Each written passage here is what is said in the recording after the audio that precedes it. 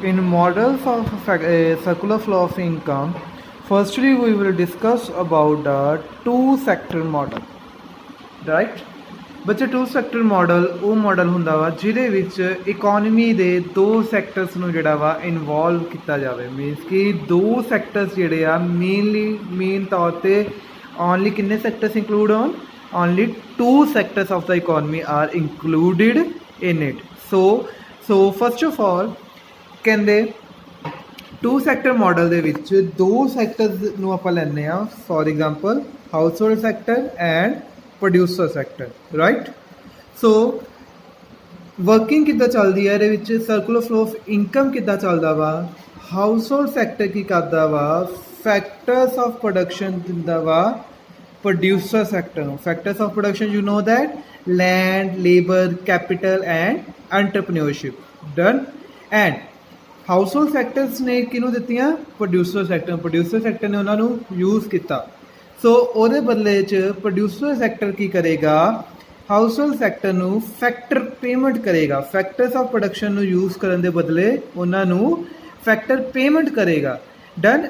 Land, labour, capital and entrepreneurship ਦੇ ਉੱਪਰ ਕੀ ਦੇਗਾ, ਰੈਂਟ ਦੇਗਾ, ਵੇਜਿਸ, ਇੰਟਰਸਟ ਐਂਡ ਪ੍ਰੋਫਿਟ ਜਿਹੜਾ ਵਾ ਕਿਹਨੂੰ ਦੇਗਾ, ਹਾਊਸ ਹੋਲਡ ਸੈਕਟਰ ਨੂੰ, ਕਿਉਂਕਿ ਹਾਊਸ ਹੋਲਡ ਸੈਕਟਰ ਦੇ factors of production C.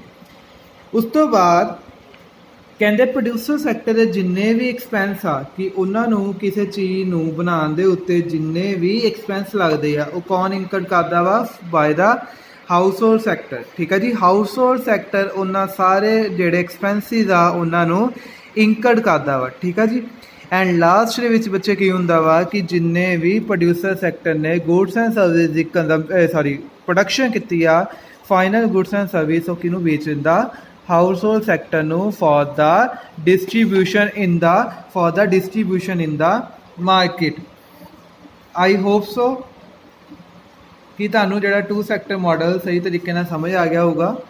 Two sector model is that model, but this is important for the 2 marks in the board examination. So we can say that two sector model is that model in which two sectors of the economy are included. For example, household sector and producer sector. Household sector gives the factors of production to the producer sector, and producer sector gives the factor payment to the household sector. ठीक है जी।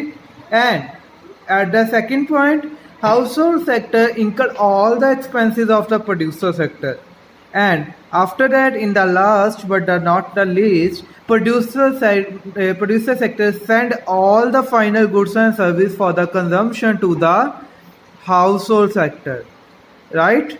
I hope so कि तानु समझ आ गया वा। So today we discuss about the circular flow of income, real flow, money flow and two sectors model. This is the today's topic of your economics. Write and prepare the notes of that. Thank you.